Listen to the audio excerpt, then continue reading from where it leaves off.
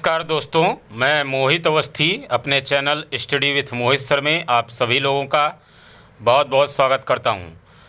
दोस्तों, Super TET, SSC, railway और साथ में लोअर पीसीएस को ध्यान में रखते हुए बायोलॉजी का रिवीज़न करवा रहे हैं। बायोलॉजी में हमने एक चैप्टर सेलेक्ट किया है, उत्सर्जन तंत्र, एक्सक्रीटरी सिस्टम। देखिए, सबसे पहली बात, उत्सर्जन क्या होता है समझ लीजिएगा। उपापचयी क्रिया के दौरान उत्पन्न हानिकारक और विषैले पदार्थों को शरीर से बाहर निकालने की क्रिया ही क्या कहलाती है? उत्सर्जन कहलाती है। याद रखिएगा, उपापचयी क्रिया के दौरान उत्पन्न हानिकारक और विषैले पदार्थों को शरीर से बाहर निकालने की क्रिया उत्सर्जन कहलाती है। जैसे मान लीजिए, हम लोगों में, मनुष्य की अगर हम बात करें तो उत्सर्जी अंग होते हैं, एक्सक्रीटरी ऑर्गन्स होते हैं। जैसे आप देखेंगे, किडनी क्या है? एक्सक्रीटरी ऑर्गन्स है, जिससे बाहर क्या निकलता है? यूरिया, यूरिन के माध्यम से। लीवर को भी एक्सक्रीटरी ऑर्गन्स माना गया है, क्योंकि वास्तव में यूरिया का निर्माण लीवर में ही होता है।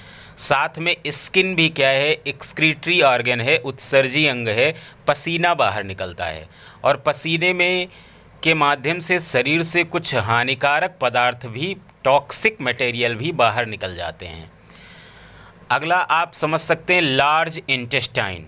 लार्ज इंटेस्टाइन भी क्या है? एक एक्सक्रीटरी ऑर्गन्स माना जाता है, क्योंकि इसके माध्यम से सॉलिड वेस्ट को, ठोस अपशिष्ट पदार्थ को बाहर निकालते हैं। ऐसे ही याद रखिएगा, लंग्स को भी क्या है? एक्सक्रीटरी ऑर्गन्स माना गया है, क्योंकि इसके माध्यम से जो गैसियस वेस्ट होता है, जैसे CO2 जो हमारी बॉडी में बनती है, उसको बाहर निकालने का कार्य इसी के माध्यम से होता है। अब ध्यान दीजिएगा, ये जो ऑर्गन्स हैं,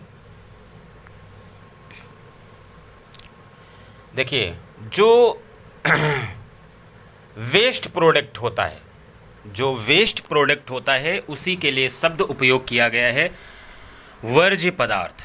वर्ज्य पदार्थ, अब देखिए, ये वर्ज्य पदार्थ जो होता है वो दो प्रकार का होता है, यानी उत्सर्जी पदार्थ है ना। एक्सक्रीटरी मटेरियल दो प्रकार का होता है, एक होता है ऑर्गेनिक वेस्ट प्रोडक्ट और दूसरा होता है नाइट्रोजिनस वेस्ट प्रोडक्ट। जो ऑर्गेनिक वेस्ट प्रोडक्ट है, ये मुख्य रूप से कार्बन डाइऑक्साइड, CO2 होती है। साथ में आपको पता है कि CO2 की प्रकृति कैसी होती? अम्लीय होती है, और इसका निर्माण हमारी हर एक कोशिका में होता है। दूसरी बात याद रखिएगा कि श्वसन क्रिया के माध्यम से ही हम क्या करते हैं? CO2 को बाहर निकालते हैं। अब नाइट्रोजनी वेस्ट प्रोडक्ट क्या होता है? मुख्य रूप से नाइट्रोजन एवं अमोनिया उपस्थित होता है इसमें। अमोनिया के बारे में आपको पता है कि अमोनिया बहुत विषैला होता है, बहुत ही विषैला उत्सर्जी पदार्थ है।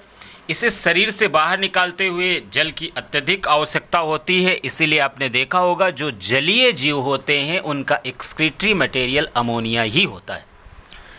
मैक्सिमम जो भी जलीय जीव हैं उनका एक्सक्रीटरी मटेरियल क्या होता है? अमोनिया ही होता है। अब ध्यान दीजिएगा, जैसे हम एक एक ऑर्गन्स आपको पढ़ाएंगे, एक एक ऑर्गन्स पढ़ाएंगे आपको। मान लीजिए, लीवर अलग पढ़ाएंगे, पैनक्रियाज अलग पढ़ाएंगे, लंग्स अलग पढ़ाएंगे, स्किन अलग पढ़ाएंगे, ये इस तरह से कराएंगे। अब देखिए, मेनली जो एक्सक्रीटरी ऑर्गन्स है, किडनी, हम इसकी बात करेंगे, क्योंकि जब डाइजेस्टिव सिस्टम पढ़ाएंगे तो उस समय हम लार्ज इंटेस्टाइन आपको बता देंगे। जब हम रिस्पायरेटरी सिस्टम पढ़ाएंगे, श्वसन तंत्र, तो उस समय हम आपको लंग्स के बारे में बता देंगे, स्किन अलग से बताएंगे। आज हम बात करेंगे किस पर? किडनी के बारे में। किडनी के बारे में आपको पता है कि मनुष्य में किडनी जो होती है वो दो होती हैं, और किडनी की लोकेशन जो होती है वो लीवर के नीचे होती है। याद रखिएगा, लीवर के नीचे होती है और मेरुदंड के इधर उधर होती। जो रीढ़ की हड्डी होती है उसी को क्या कहा जाता है? मेरुदंड कहा जाता है, वर्टिब्रल कॉलम कहा जाता है। उसके साइड में होती है, और साथ में पेल्विक रीजन, पेल्विक रीजन है ना, पेल्विक रीजन में स्थित होती है। ये होती है किडनी की लोकेशन। आपसे कोई पूछेगा किडनी कहाँ होती है, तो लीवर के नीचे होती है, साथ में मेरुदंड के इधर उधर होती है, और क्या बताएंगे, पेल्विक रीजन में होती, सेम के बीच की तरह होती है। लंबाई इसकी जो होती है वो 10 से 12.5 सेंटीमीटर होती है और चौड़ाई जो होती है 5 से 7.5 सेंटीमीटर होती है और मोटाई कितनी होती है, 2.5 सेंटीमीटर। वजन याद रखिएगा 140 ग्राम होता है। गुलाबी या कह सकते हैं रेड कलर की होती है किडनी। अब ध्यान दीजिएगा, सेम के बीच के बारे में आप लोगों को पता ही है। अब किडनी के प्रोटेक्शन की भी व्यवस्था की गई है। जैसे किडनी के चारों ओर क्या होता है, एक पेरिटोनियम नामक लेयर पाई जाती है जो किडनी को सुरक्षा प्रदान करती है। साथ में किडनी के चारों ओर फैटी टिश्यू भी पाए जाते हैं, वसीय ऊतक पाए जाते हैं, वो भी वास्तव में किडनी को सहारा और सुरक्षा प्रदान करने का कार्य करते हैं। अब ध्यान दीजिएगा, आपको ये तो क्लियरली पता है कि किडनी के बिना मैमल्स आप कह सकते हैं, है ना, जो भी स्तनधारी हैं या जैसे खरगोश भी है, तो ये सब बिना किडनी के जीवित नहीं रह सकते हैं, क्योंकि एक्सक्रीटरी मटेरियल इनका बाहर नहीं निकलेगा, ब्लड का फिल्ट्रेशन नहीं होगा, है ना, ब्लड का फिल्ट्रेशन नहीं होगा तो फिर तमाम सारी दिक्कतें आ जाएंगी।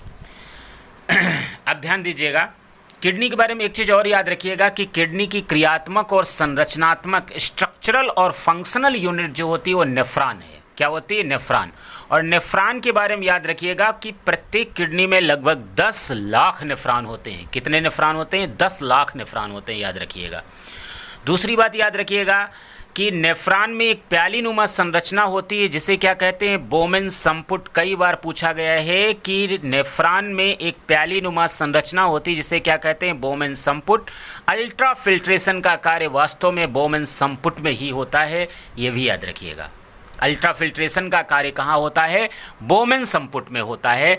और बोमेन संपुट में भी याद रखिएगा कि वो जस्ट लाइक छन्नी की तरह होता है और उसमें रुधिर केशिकाएं होती हैं, ब्लड कैपिलरीज होती हैं, जिन्हें वास्तव में ग्लोमेरुलस कहते हैं। तो जब भी ग्लोमेरुलस या मान लीजिए बोमेन संपुट पूछा जाएगा तो ये कहाँ है, नेफ्रॉन में पाया जाता है और ब्लड को फिल्टर करने में सहायक है। क्लियर है ना। दूसरी चीज़ याद रखिएगा कि जैसे वृक्क की संरचना आप लोग समझ ही चुके हैं। एक चीज़ और याद रखिएगा कि जो किडनी का बाहरी भाग होता है उसे क्या कहते हैं, कॉर्टेक्स कहते हैं, और किडनी के अंदर वाले भाग को क्या कहते हैं, मेडुला कहते हैं।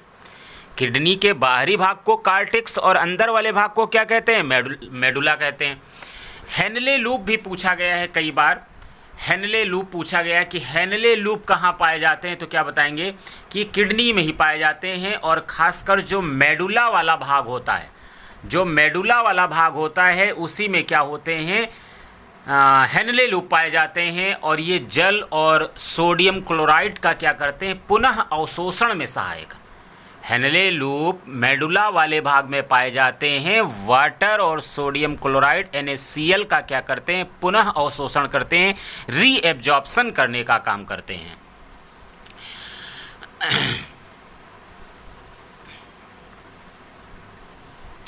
अब देखिए, किडनी लगभग प्रत्येक दिन में 180 लीटर, प्रत्येक दिन 180 लीटर ब्लड को फिल्टर करती है।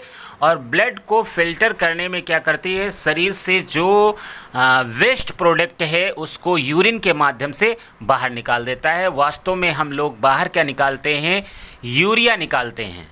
हम लोग बाहर क्या निकालते हैं, यूरिया। लेकिन एक प्रश्न यहाँ पर पूछा जाता है कि शौचालयों में गंध का कारण क्या है, तो आप क्या बताएंगे, अमोनिया। एक्सक्रीशन कर रहे हैं यूरिया का और गंध जो आती है वो अमोनिया की। इसका कारण सिर्फ ये है कि जीवाणु क्या करते हैं, बैक्टीरिया क्या करते हैं, यूरिया को अमोनिया में कन्वर्ट कर देते हैं। तो दोनों याद रखिएगा कि मनुष्य का एक्सक्रीटरी मटेरियल उत्सर्जी पदार्थ यूरिया है, लेकिन शौचालयों में गंध का कारण क्या है, अमोनिया है। क्लियर रहिएगा। अब जो ब्लड का फिल्ट्रेशन होता है उसी को वास्तव में क्या कहा जाता है, डायलिसिस कहा जाता है। उसी को क्या कहा जाता है, डायलिसिस कहा जाता है, ये भी याद रखिएगा। अब इसमें आपको ये भी समझना है कि यूरिन, अब यूरिन के बारे में आप जानते हैं कि यूरिन कैसा होता है, ट्रांसपेरेंट होता है, पीले रंग का होता है। 95% तो यूरिन में क्या होता है, पानी होता है। 2% क्या होता है, यूरिया होता है। 2% क्या होता है, यूरिया होता है। जो बाकी का परसेंटेज बच रहा है उसमें कुछ अपशिष्ट पदार्थ, विटामिन सी, साल्ट, है ना, कार्बोहाइड्रेट, प्रोटीन, ये सारी चीज़ें होती हैं। अब देखिए जो पीले रंग का यूरिन होता है वो वास्तव में यूरोक्रोम के कारण होता है, और यूरोक्रोम का निर्माण हीमोग्लोबिन के अपघटन से होता है। और ये जो यूरिन है ये अम्लीय होता है, इसका पीएच करीब 4.5 से लेकर के 6 तक होता है।